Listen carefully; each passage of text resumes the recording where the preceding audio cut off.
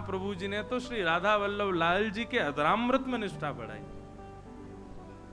उस अधरामृत का सेवन किया। ऐसे श्री हितरवंश महाप्रभु को बारंबार प्रणाम। तो भैया वृंदावन में श्री राधा वल्लभ लाल जी विराजमान है गए। कहां विराजमान भय? मदन टेर, मदन टेर ऊंची ठौर, वहां श्री राधा वल्लभ लाल जी विराजते। अच्छा महाराज जी, एक बड़ी अद्भुत बात, मंदिर नहीं था तो कुंज में विराजते थे ठाकुर जी। और वृंदावन की कुंज बाकी के सब अन्य क्षेत्रों की कुंज से विलग इसलिए हैं, वो सजीव दिखाई देती हैं। मतलब जैसी ऋतु हो जाती है वैसी कुंज बन जाती है। कभी अगर उन्माद वर्षा होने लग जाए तो कुंज इतनी सघन हो जाती कि एक बिंदु भी राधा वल्लभ जी के ऊपर नहीं आ सकती। कभी यदि सुंदर व्यार बहने लग जाती तो कुंज बीच बीच बीच बीच में से ऐसी खुल जाती कि वो सुंदर सुंदर सौंधी हवा श्री राधा वल्लभ जी को लगने लगे। कुंज यदि कभी बहुत गर्मी हो जाती तो ऐसी ढक करके सुंदर सुंदर पुष्पों को श्री राधा वल्लभ जी की तरफ मुख करके प्रकट कर देती, मानो उनको शीत का अनुभव हो। भयंकर सर्दी हो जाती तो ऐसी कसकर के एक दूसरे से जकड़ करके मानो एक ऐसा कक्ष जैसा बना देती कि शीत हवा की राधा वल्लभ जी को कष्ट नहीं दे। ऐसी कुंज वृंदावन की। मंदिर नहीं था, कुंज में विराजते, वन में ही विराजते थे ठाकुर जी। तो वृंदावन में अब आज श्री हितरवंश महाप्रभु के कुछ वैसे तो अनन्य अनेक शिष्य हुए, अनेक भाव प्रकट हुए, पर कुछ मूल आचार्य जो आपके द्वारा श्री महाप्रभु जी के द्वारा राधा वल्लभ जी के चरणों को आश्रित हुए, उनकी कुछ चर्चा हम सुने। तो वृंदावन में हमने पहले ही बताया कि वन था,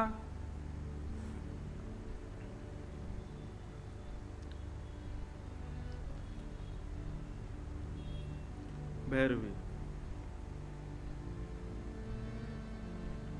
3 दिन है गए, अभी गंभीर राग लियो नहीं अब निकले में।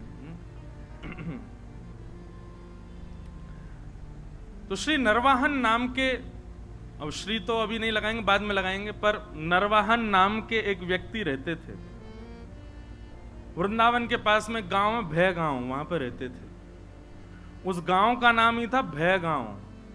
भय गांव क्यों? बोले सब भयभीत खाते थे उससे। क्यों? निर्वाहन जी इतने क्रूर थे।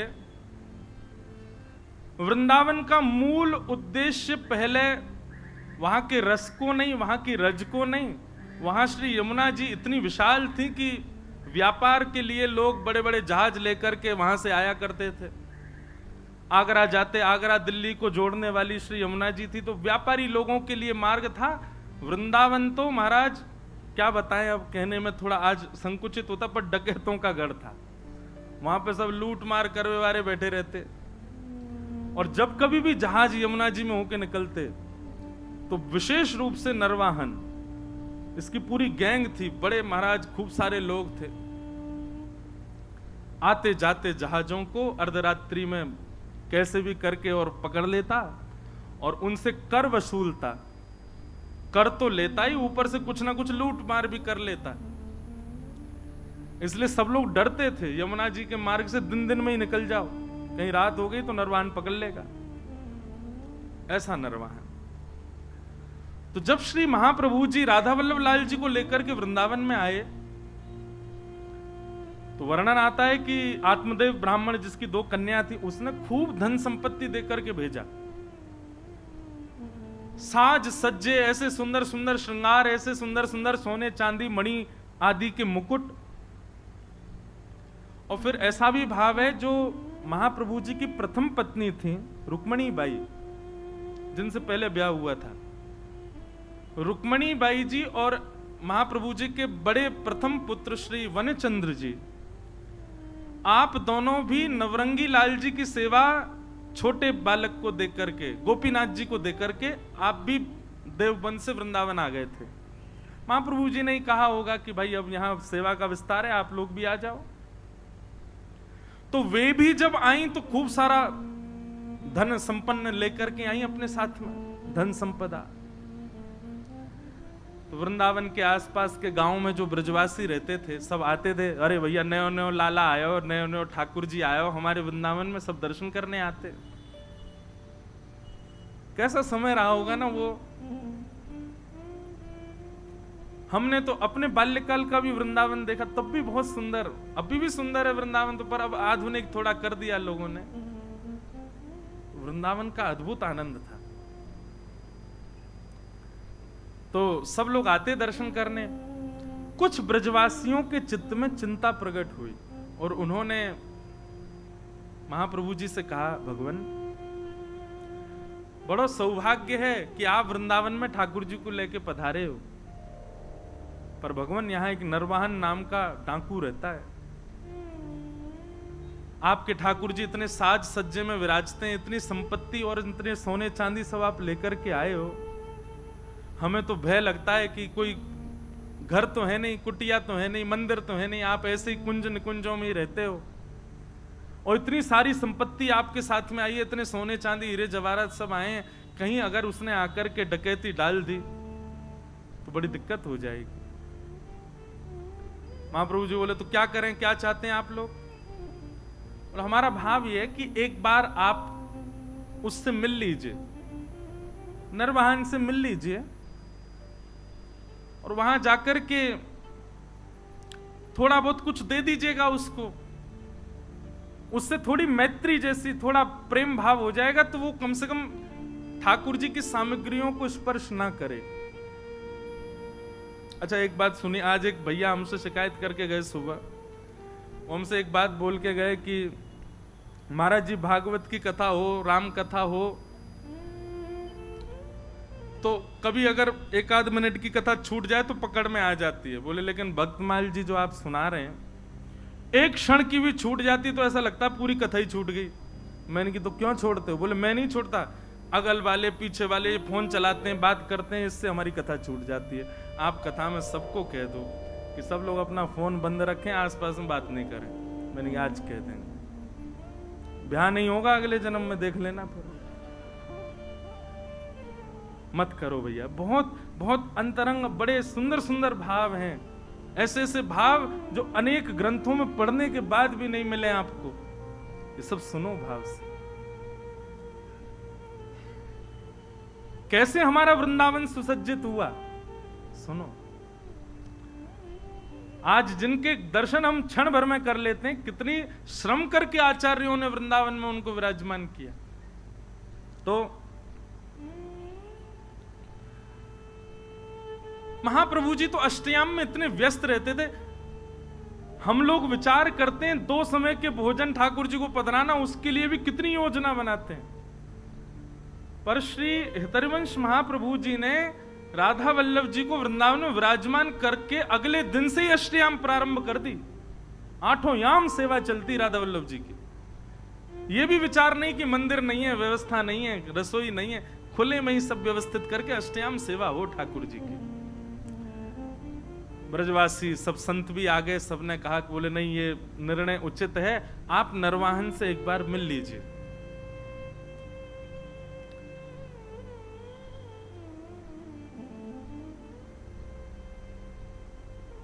हरिवंश महाप्रभु के लिए तो नाभाजी भी छप्पे में कह ही रहे हैं ना कि वे अपने व्रत के अनन्य उत्कट व्रतधारी।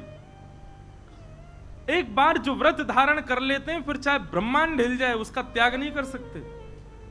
महाप्रभु जी ने कह दिया, इनको निहारने के बाद, इनसे मिलने के बाद किसी और से मिलना पड़ेगा, हम नहीं जाएंगे। जब ये मिल गए तो अब और किससे क्या मिलना और किसी से भय क्या खाना। ठाकुर जी हैं साथ में, राधा वल्लभ जी, इन पर भरोसा नहीं है हमें, सब मंगल करेंगे, हम नहीं मिलेंगे किसी से। हम तो सेवा से फुर्सत नहीं, हमको यहीं रहेंगे। खूब प्रयास किया, खूब सबने समझाया, पर महाप्रभु जी नहीं गए। नरवाहन को किसी ने जाकर के ये बात बताई, बोले ऐसे ऐसे ठाकुर जी आए हैं, और ठाकुर जी आए, ये बड़ी बात नहीं है, ठाकुर जी के संग में खूब सारा सोना चांदी जवाहरात और महाराज खजाना आया है भर के। बोले अच्छा, और कहां पर? बोले वृंदावन में, वृंदावन में विराजते हैं।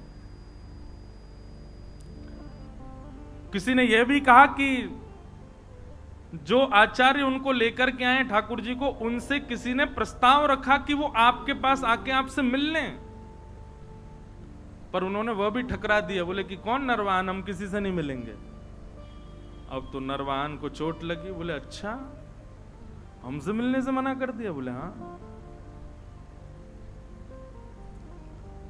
कहां पर है? बोले ऊंची ठौर, मदन टेर, थोड़े ऊंचा टीला सा था, उस पर विराजते थे ठाकुर जी। कल चलेंगे, हम भी तो देख के आए कैसे ठाकुर जी, कैसे आचार्य। और नरवाहन अपने कुछ सेवकों के साथ में तलवार लेकर के और ऊंची ठौर की ओर बढ़ा। आहा, सुबह सुबह का समय है, मंगला आरती के पश्चात श्री राधा वल्लभ लाल जी का श्रृंगार करके हितरवंश महाप्रभु आचार्य चरण आसन पर विराजमान सन्मुख बैठ करके श्री ठाकुर जी को पद सुना रहे थे। ठाकुर जी को पद सुना रहे थे।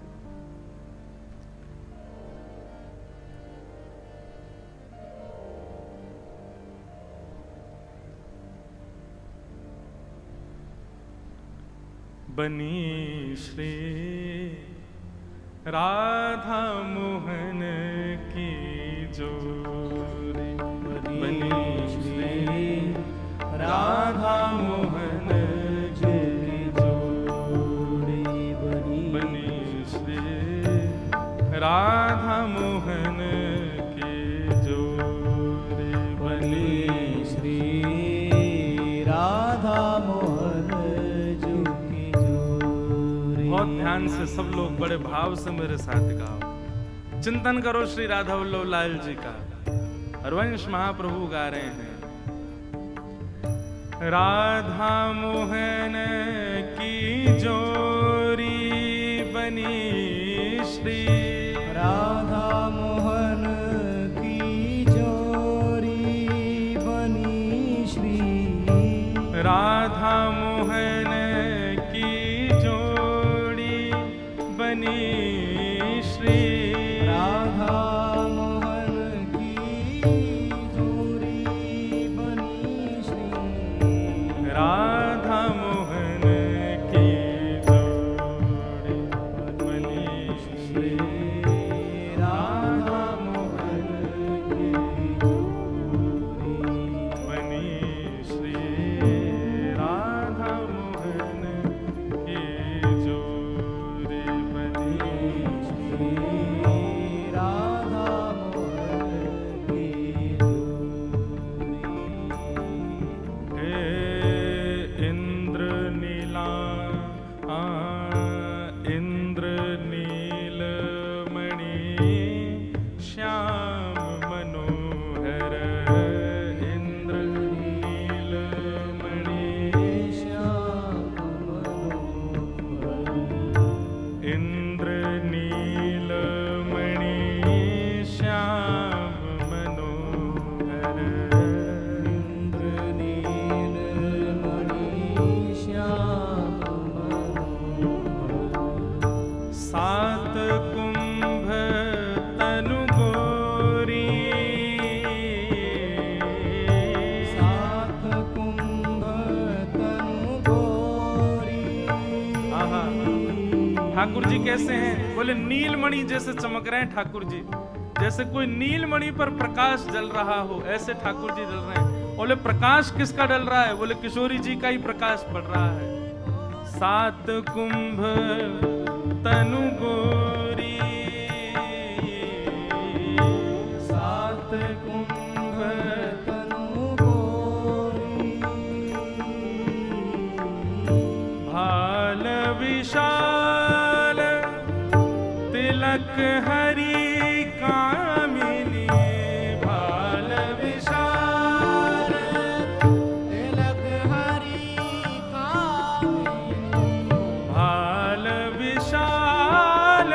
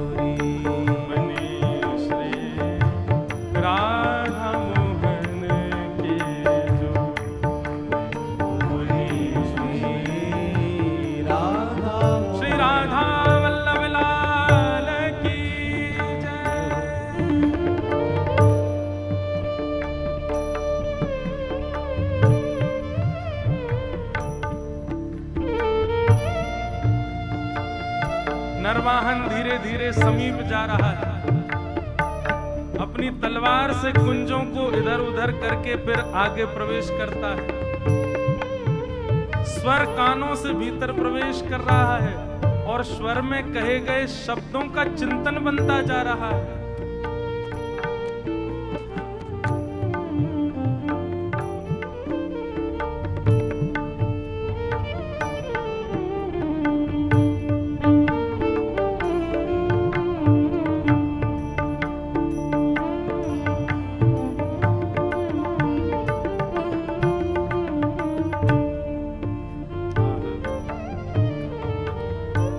गजनायक प्रभु चाल गयन धनी, गजनायक प्रभु चाल गयन धनी, गजनायक प्रभु चाल गयन धनी, गजनायक प्रभु चाल गयन धनी, गति वृषभानु किशोरी,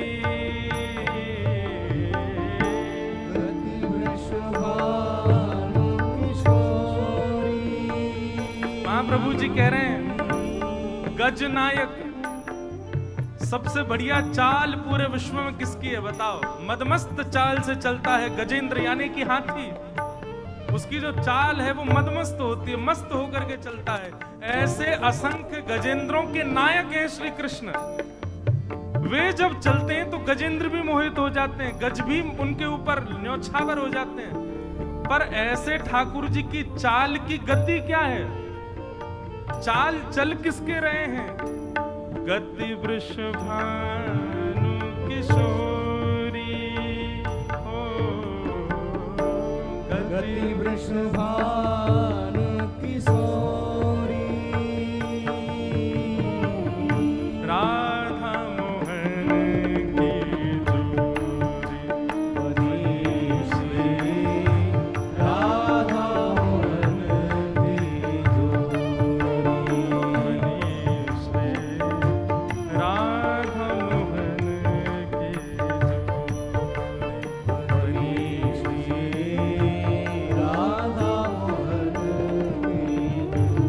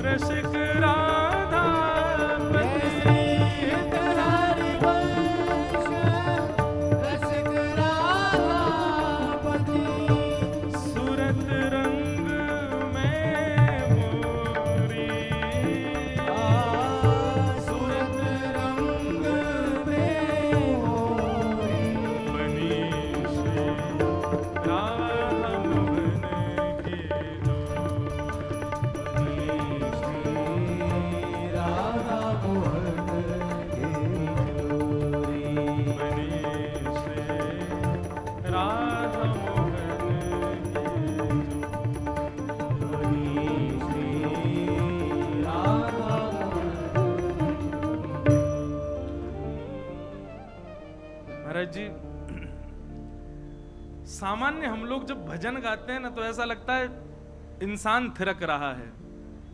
जब रसिक जनों के पद गाते हैं तो सच में अनुभव होता है कि श्याम सुंदर थिरक रहे हैं, ठाकुर जी नृत्य कर रहे हैं। एक मन में भाव आ रहा था कि मैंने अगले वर्ष के लिए कह तो दिया कि हम चैतन्य महाप्रभु और श्रीमद् वल्लभाचार्य जी महाराज और श्री रामानुजाचार्य जी महाराज के विषय में कहेंगे। मन में भाव आया, चैतन्य महाप्रभु के भी पद हैं, वल्लभाचार्य जी के भी पद हैं, हमारे रामानु संप्रदाय तो अति प्राचीन और दक्षिण की, वहां तो स्तोत्र हैं, वहां तो संस्कृत के भाव हैं। तो फिर मन में भाव आया, आज से ही होमवर्क शुरू, हम पद लिखेंगे अपने आचार्य के और आप कृपा करिए। अपने आचार्य के भाव अगले वर्ष कहने के लिए आप सब संतों कृपा, भक्तमाल जी कृपा करेंगे। भक्तमाल जी से हमको यही प्रसाद चाहिए कि अगले उत्सव में अपने आचार्य के भाव कहने के लिए पदों का निर्माण हम लिखेंगे, जो भाव आएगा। अद्भुत है महाराज जी, श्री रामानुजाचार्य जी का चरित्र भी। हितरवंश महाप्रभु गा रहे हैं और श्री राधा वल्लभ लाल जी सामने विराजमान हैं। अद्भुत छटा है ठाकुर जी की। इतने में ही तलवार से उसने कुंज जो आपस में जुड़ी हुई हैं, इस प्रकार से जैसे अंदर झांक करके देखा, पत्तों की आवाज आई। देख ही रहा था, महाप्रभु जी गा रहे थे।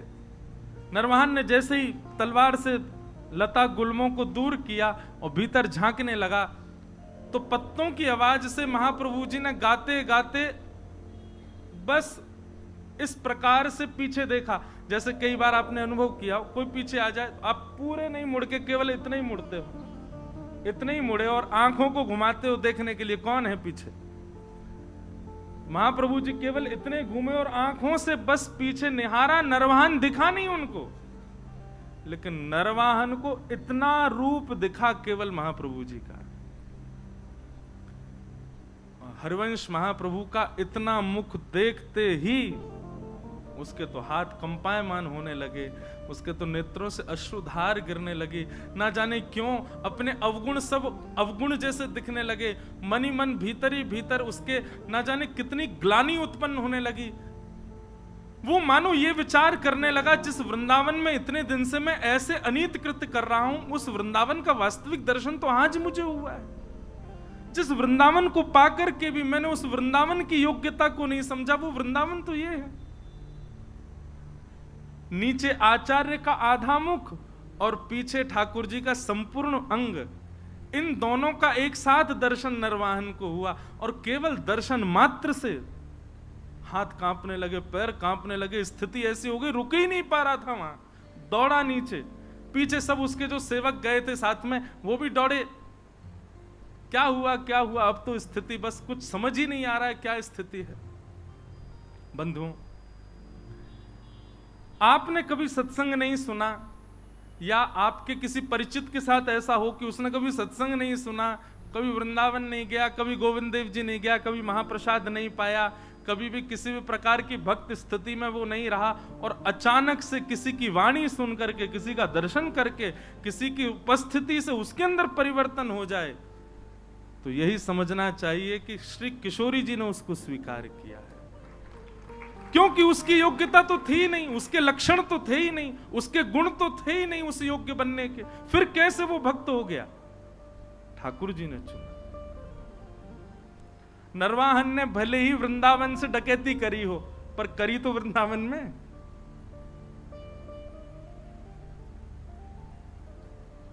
अब तो नरवाहन की स्थिति ये हो गई, तलवार वलवार तो सब दूर फेंक दी। विशाल स्वरूप था उसका, स्वरूप का वर्णन करते हैं कि देखते डर जाए आदमी, इतना खतरनाक था नरवाहन। लेकिन ऐसा दीन हो गया, अभी तक वो महाप्रभु जी से चर्चा भी नहीं हुई, कुछ सुना नहीं उसने, अगले क्षण से ही उसकी स्थिति ऐसी दीन बन गया। प्राण हरिवंश, जीवन हरिवंश, नित्य हरिवंश, हरिवंश हरिवंश हरिवंश हरिवंश, बस यही गाता रहता और लता कुंजों में पड़े पड़े रुदन करता रहता, अपने आप को कोसता। ऐसी आत्मग्लानि में चला गया और केवल प्राण हरिवंश, जीवन हरिवंश, नित्य हरिवंश, बस हरिवंश हरिवंश हरिवंश, इसी भाव में ही रहता। आसपास के सब सेवक बेचारे तलवार लिए खड़े रहते, उसको देखते, देखा तो हमने भी, हम पे तो कुछ नहीं हुआ, इसको क्या हो गया। सरदार सरदार, उनको बोलो हरिवंश, गाओ हरिवंश, कहो हरिवंश, नाचो हरिवंश। बोले हरिवंश रोटी खिला जाएंगे? अरे अपना काम धंधा कैसे करना है अब? बोले सब हरिवंश, नित्य हरिवंश, बस हरिवंश हरिवंश हरिवंश, यही गाता रहता। जय जय राधा वल्लभ हित हरिवंश, श्री हरिवंश।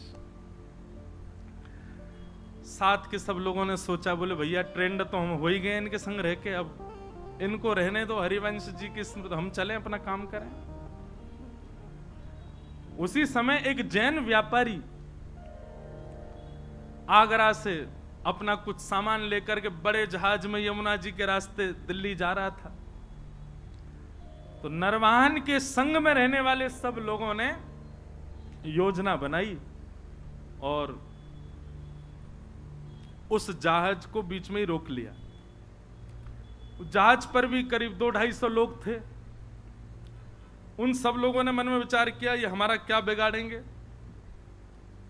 वे भी लड़ने को नीचे आ गए, लेकिन नरवाहन की सेना बहुत थी और बड़े क्रूर थे सब, नहीं जीत पाए। तो पूरे जैन व्यापारी के जितने लोग थे सबको बंदी बना लिया, पूरे जहाज को जमुना जी में खड़ा करके और पकड़ करके जो भय गांव था वहीं उसका कारागृह था, जेल बना रखी थी उसने, वहीं ले जा करके और सबको बंदी बना दिया। सबको बंदी बना करके उन पर क्रूरता करने लगे, मारने लगे, पीटने लगे, उनको स्थिति खराब कर दी। क्यों? क्योंकि कर तो दिया नहीं, ऊपर से हम पे हाथापाई कर रहा है, जानता नहीं हम नरवाहन की सेना है। एक दासी रहती थी नरवाहन के यहां, वो नरवाहन जी के यहां जाती थी, नरवाहन जी को देखती तो अब तो बस कुंज में बैठे बैठे श्री हरिवंश, हित हरिवंश, प्राण हरिवंश, जीवन हरिवंश ऐसी गाते हैं। वे समझ गई थी स्थिति अब किस मोड़ में मुड़ चुकी है। वे जाती थी और हरिवंश जी का दर्शन और श्री राधा वल्लभ जी का दर्शन करके आती थी, तो वहां कुछ वैष्णव मिलकर के जय जय राधा वल्लभ हित हरिवंश कीर्तन करते थे।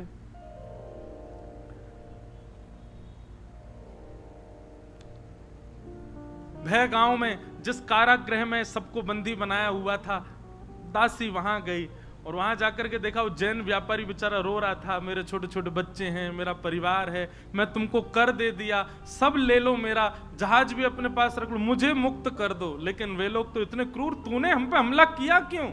इसी बात से उसको मार रहे थे। रात्रि का समय हुआ,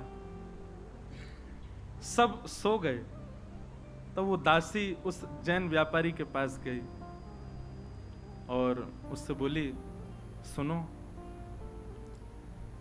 अर्धरात्रि का समय है, मैं जैसे ही चली जाऊं यहां से, उसके बाद जोर जोर से जय जय राधा वल्लभ हित हरिवंश, जय जय राधा वल्लभ श्री हरिवंश, जय जय राधा वल्लभ श्री, इसका उद्घोष करना और सब मिलकर के एक साथ करना।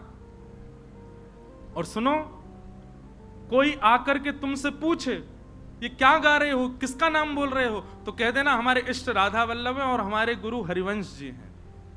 और ध्यान रहे, जितनी ताकत तुम्हारे पास है उतनी ताकत से गाना। उसकी योजना ये थी कि आवाज नरवाहन को सुनाई दे।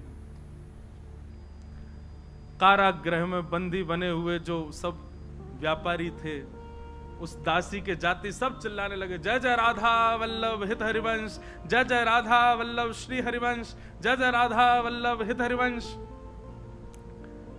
आहा, ये स्वर सुनते ही मानो नरवाहन की स्थिति तो ऐसी हो गई कि जैसे प्यासे को जल पिला दिया हो, भूखे को पानी पिला दिया हो, जिसको नींद आ रही है उसको बिस्तर दे दिया हो, जिसको अत्यंत सुख की कामना हो, जिस सुख की कामना हो वो सुख दे दिया हो। नरवाहन तो आनंदित हो गए, आनंदित होकर के उठ करके ढूंढने लगे कहां से आ रहा है स्वर। सुनते सुनते जैसे पहुंचो, अपने कारागृह में पहुंच गए कारागृह के भीतर जाकर के देखा तो सब बंदी बने हुए हैं, वही गा रहे हैं जय जय राधा वल्लभ हित हरिवंश, जय जय राधा वल्लभ श्री हरिवंश। नरवान ने जाकर, अरे भैया सुनो, कौन हो तुम लोग और ये क्या गा रहे हो? बोले महाराज ये राधा वल्लभ जी जो हैं ये हमारे इष्ट हैं और ये हरिवंश जी जो हैं ये हमारे गुरु हैं। जैसे ही सुना कि हित हरिवंश इनके गुरु हैं, नरवाहन की तो स्थिति, हाथ पांव कांपने लगे। जिन गुरुदेव की मैं आज एक झलक देख करके मेरी स्थिति हो गई, ये उनके साक्षात शिष्य हैं, मेरे गुरु भाई हैं और ये मेरे यहां कारागृह में बंदी। तुरंत बुलाया, बोलो खोलो, अभी चरण पढ़ो, इनके चरणों में दंडवत प्रणाम करो। अपने सारे जो भी उसके सहपाठी सबको बोला इनके चरणों में प्रणाम करो। सबने दंडवत प्रणाम किया। नरवाहन तो महाराज लेट करके उनके चरणों को अंक में भर के रुदन करने लगे। बोले भगवान आप मेरे गुरु भाई हैं, मेरे लोगों ने आपको प्रताड़ित किया, उसके लिए मुझे क्षमा कर दो। मुझे बस ऐसी प्रार्थना है कि श्री राधा वल्लभ लाल जी, श्री गुरुदेव भगवान मुझे स्वीकार कर लें, बस और मुझे कुछ नहीं चाहिए, आप कृपा करो भगवान। और ऐसा कहते हुए उन व्यापारियों को छोड़ दिया। जैन व्यापारी मन में विचार करने लगा, तो कौन है ये राधा वल्लभ, कौन है हित हरिवंश? जानता ही नहीं है, वो मुक्त हो गए उनके नाम से। भाई जिनकी वजह से जीवन मिला, एक बार देख तो चले उनको। पूछते पूछते पहुंच गए ऊंची ठौर, श्री राधा वल्लभ लाल जी का दर्शन किया। पूछने लगे, बोले भगवान वो हरिवंश जी कहाँ हैं? बोले वो वहां बैठे कुंज में। गए, जाकर के प्रणाम किया, सब अपनी बात बताई। मैं तो एक व्यापारी था महाराज, यहां से निकल रहा था, लूट लिया लोगों ने। दासी ने रात में आकर के मुझे बताया ऐसा ऐसा गाओ, और पूछें तो कह देना इष्ट राधा वल्लभ गुरु हरिवंश। हमने तो बता दिया। एक तगड़ा सा आदमी, बड़ा विशाल विकराल उसका स्वरूप, महाराज दिल्ली तक लोग कांपते हैं उसके नाम से। हरिवंश महाप्रभु बोले क्या नाम है उसका? बोले नरवाहन। बोले अच्छा नरवाहन, नाम तो जानते थे महाप्रभु जी भी। बोले बड़ा डकैत है। बोले महाराज उसने जैसे ही आपका नाम सुना नतमस्तक हो गया, राधा वल्लभ जी का नाम सुना रुदन करने लगा, चरणों में गिर करके खूब उसने प्रार्थना करी। बस यही कह रहा था कि गुरुदेव भगवान स्वीकार कर लें, राधा वल्लभ जी स्वीकार कर लें। जैसे ये भावना उसकी सुनी महाप्रभु जी ने देखा तो राधा वल्लभ जी की ओर जैसे ही देखा तो राधा वल्लभ जी खड़े तो सीधे थे, देख यहीं रहे थे, बातों को ही सुन रहे थे। और जैसे ही महाप्रभु जी ने देखा उन्होंने तुरंत अपनी नजर सीधी कर ली। महाप्रभु जी समझ गए, ओहो इनको कृपा करनी है। वाह जय जय, बड़ी कृपा आपकी है। एक डकैत को ऐसी दृष्टि डाली कि वो पूरा बदल गया, सब उसकी स्वीकार। ठीक है, महाप्रभु जी ने भी भाव बनाया, आएगा तो अब उसको दीक्षा दे देंगे हम।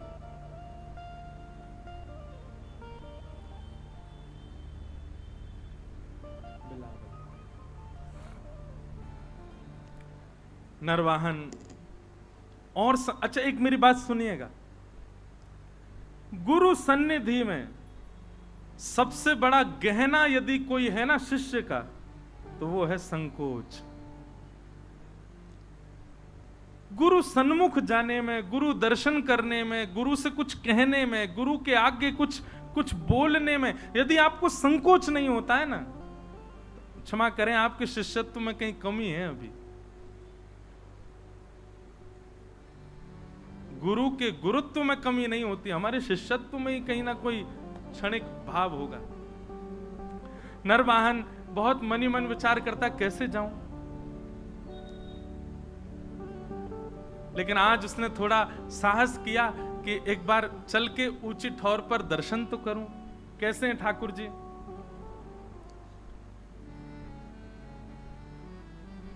पहुंच गया। जैसे ही गया महाराज लता कुंजों के बीच में श्री राधा वल्लभ जी का दर्शन किया।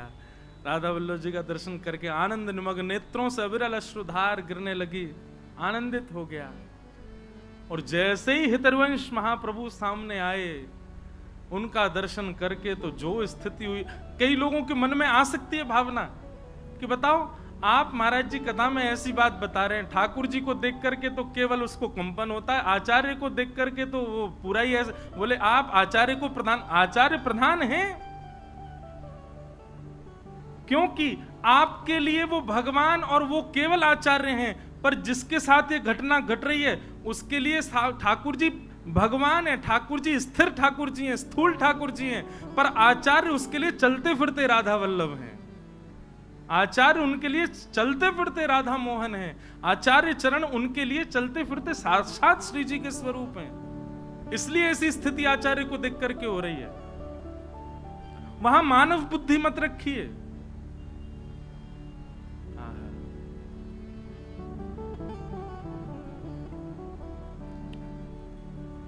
हरिवंश महाप्रभु आए, नरवाहन को देखा, देखते ही अपने हृदय से लगा लिया, हृदय से लगाया, हृदय से लगा करके और फिर राधा वल्लभ जी का दर्शन कराया। निहारो इनको, भाव से निहारो।